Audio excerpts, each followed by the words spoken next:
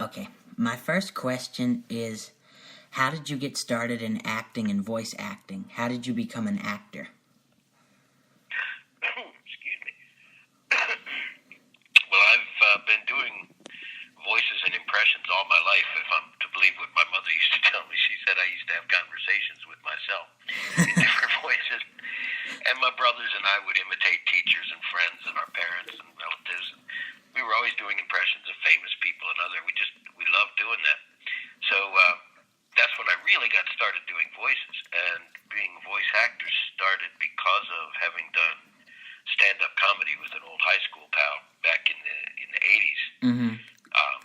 And we decided when we started out, we didn't want to just be, stand-up comics like everyone else was. We wanted to pull out all the stops and do all the things all the other comics weren't doing. So we did impressions, among other things, sang songs and sketches, and did unusual things. We dressed as pirates, and a lot of what we were called the video pirates, and our act consisted of a lot of riffing on what was on TV and being pirates. And we found that, oddly enough, there's a lot of crossover terminology in broadcasting and nautical things. Like there's anchor people at news stations, and they're being broadcast, and so we found all these puns, like we're using our VCRs to steal shows off the airwaves, and we would do impressions, and we got heard and seen by people in local agencies and things. We had an agent actually working with us and for us, put us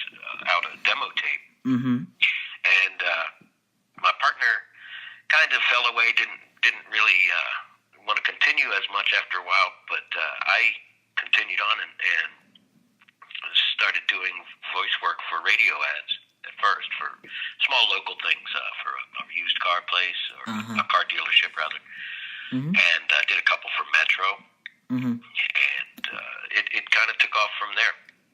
And I've just been on file with various different companies, and unfortunately, I don't really do a lot to promote myself. I should. I network a lot with a lot of people, and I go to the festivals and things, but I don't currently have a demo out there. But I would advise anyone who aspires to doing voice acting to get one compiled and put it out there, and it's easier to do these days than ever with the internet. Yeah. And just find work that way. And even if you're really good, and even if you find some work, it's important not to. I don't know. Everybody has dreams, and I'd love to be on cartoons or in The Simpsons or something like that. But I'm happy just to get the work I do, and it's fun for me. That's the most important thing, is I just love doing voices. Yeah.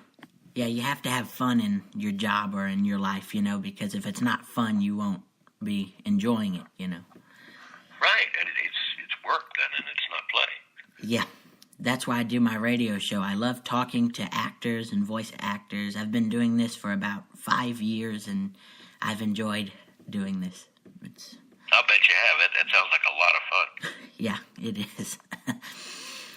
Besides voice acting, do you do any on-camera acting, like a film actor, or do you just mainly? I have done some. There again, I've never really tried to pursue that per se, but I've done some film acting. My biggest claim to fame is I was in John Waters' last film called A Dirty Shame, just for in a crowd scene, But I did get a full screen face there for a little while, and I got to meet John Waters and Tracy Ullman. That was really cool. But I've been in little crowd scenes and bit parts in other films, and some small indie films that pretty much friends made that never really did go much anywhere. I was in one award-winning film, a local called the Rosebud Award. It was an homage to silent films, and it was made by some people who do make film, who were just out in the backyard with Dad's camera, but also friends of mine. And it was a wonderful little film. It had my brother in it, and people from around this market. And I just got to see it recently again after it was made back in the early 90s. And it's really a lot of fun. It's not as easy as voice acting. It's course, as you can imagine. Mm-hmm. With voice acting, you're sitting in the studio. Yeah. And climate control. Doing movies, you could be anywhere doing anything in weird costumes and under lights. You know, and it's still a lot of fun. And the end result is so much, it's there, stuck in time, and you can look at it years later. Yeah. What is the most difficult part of being a voice actor? Do you have a most challenging part you find being a voice actor? I think probably, let's see, that's a good question. The biggest challenge for me is, I think, probably finding just the character that they want, like especially with the games. Mm-hmm. And I'm really lucky that they seem to really like my work, and I seem to hit the spot fairly quickly, I suppose. But just going in and they say, we have this character for you, and here's the lines. And you have to kind of, they coach you and they work with you and they tweak this and that. That's, I think, the most work for me. The rest is, like I said, so much fun. Yeah. And I don't know. There's very little to me there's a difference between something being difficult and something being challenging, and I like a good challenge. A lot of people recognize you for a lot of the voices in the game Fallout 3 and Fallout 4. Yeah, I've gotten a lot of recognition for that, and I'm real happy about it. Yeah. It's amazing. Yeah, you've done a whole bunch of characters in that. You've done Gob, the Ghoul, and a whole bunch of... In fact, in Fallout 3, I was virtually all the male ghouls. That was kind of amusing. And they told me, I don't mean to blow my own horn, but they told me that they liked the Gob voice so much that they redid some of the artwork a little bit. And that, I was so flattered. That was amazing to me. Can you do... And what amazes me, too, is that the Gob voice is not hard at all. People will ask me a lot of times, they'll say, doesn't that hurt your throat? It doesn't at all. To me, I'm just... When we were doing the stage act, me and my partner would do Popeye the Sailor impressions all the time. Oh, fucking really scratchy, So it was no real problem to do Gob.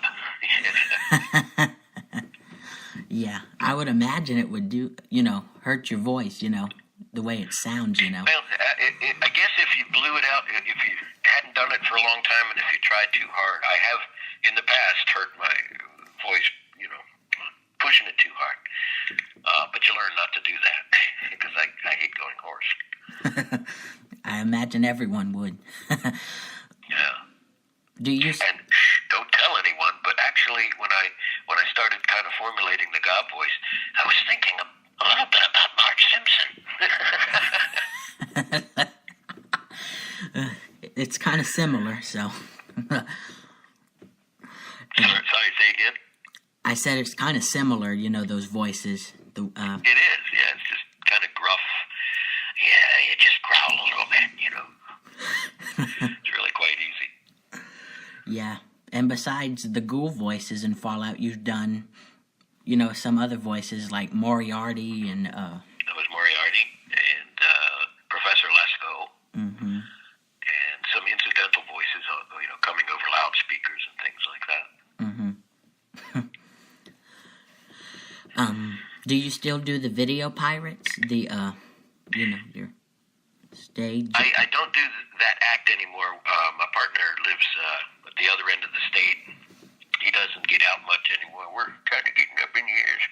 But I still, I love to sing and play. And I've, in the last 8 or 10 years, I've taken up the ukulele. And I've always liked to write funny songs. I used to play the guitar.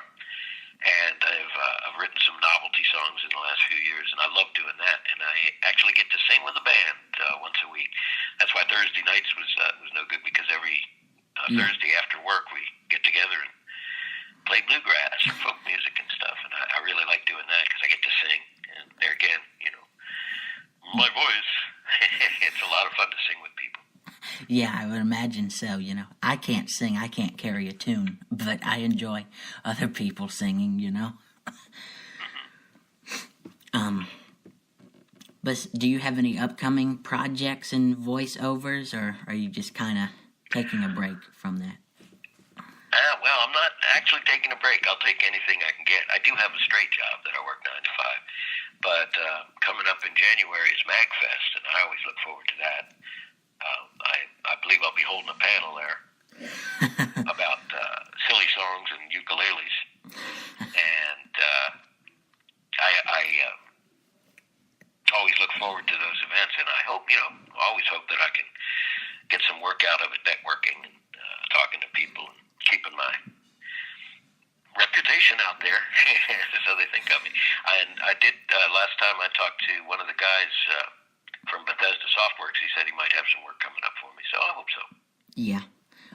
Bethesda always has some good work, if it's They really do. And, I'm not a gamer, but I have I have 3 sons, and they're in their 20s, and when Fallout 3 first came out, I was, of course, sworn to secrecy. When you do these projects, the security is very tight. Yeah. And so I couldn't even tell my boys what it was. But when it finally broke, they were like, "Do you know how big this is?" And I didn't. And I'll never forget when I went to the opening for the release of the game. It was at it was an electronics store somewhere around here. I forget what the place was. And all these people recognized me, and I don't know how they did, because they must have looked up my name in the credits and then looked up my picture online or something. Yeah. It was crazy. Yeah, because mostly they recognize the voice, but not really the face, Yeah. Well, when I got there, someone said, "Hey, there's Gob." I was surprised. Very surprised. Yeah. What other, have you done any other video games recently, or voiceovers? Not recently. Before I got the Fallout stuff, I had done a couple of Star Trek games. And I don't remember which ones. But now that was the first voice work I had gotten in quite a while. Mm-hmm. And it's picked up a little since then, thank goodness. I love doing it. But that's about the last big project was Fallout 4 for me. I'm hoping to do some more. Yeah. Yeah, Bethesda always has some great games, Fallout or Elder Scrolls or all that. Yeah. That's what I hear, and that's it. From what I see, they look like pretty much the high quality game around. Yeah. Mm-hmm. What is your advice to people who want to be a voice actor? Do you have any advice for people who want to be a voice actor or want to be an actor? Well, I'd say follow your dream, just to put it really broadly. And don't be surprised if your career takes a turn and you might find something else that you like even better. Mm-hmm. Or that comes your way, and it maybe not exactly what you want, but take every opportunity you have without compromising your own, integrity. But do anything and everything you can, and make miss no opportunity, and do the follow-up work. I don't know what. In my case, it was just to, like when we had the comedy team, we worked really hard rehearsing and writing and doing things, and we tried to make it look like we had planned none of this, even though we planned every step. Mm-hmm. And then when it came to the voiceover work, that's one thing I'm really fortunate. I tell this to everybody. I haven't really tried that hard to get the work. I fell into it because of doing the comedy. Mm-hmm. And that we really stepped out and tried. Of course, I was a lot younger then. But just if anyone who really wants to entertain in any way, shape, or form, learn the skills. If you want to be a dancer, go to school. If you want to be, there are voice acting classes you can take and workshops that you can sign up for. Mm-hmm. And learn all you can, do all you can, and put yourself out there. Get noticed. Draw attention to yourself and do things. Don't be intimidated by the fact that there's a whole lot of other people out there trying to do the same thing. Find your own way and sing your own song. It literally. I know that sounds very general and broad, but There's nothing